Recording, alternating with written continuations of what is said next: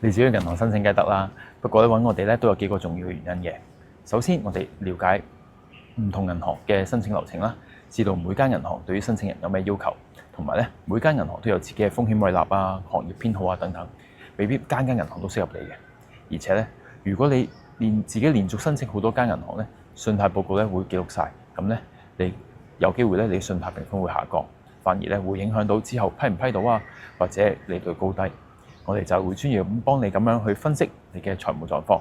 幫你咧揾出最適合你嘅銀行去申請，幫你咧有效咁去配對，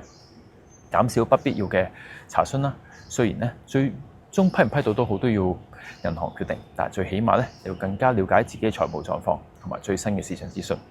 做決定嘅時候咧都會有多啲信心啊嘛。最重要咧係我哋全程都絕不收費嘅，你可以好放心咁揾我哋傾偈，有咩唔明咧都可以問我哋。中國借錢緊要還，咪俾錢中介。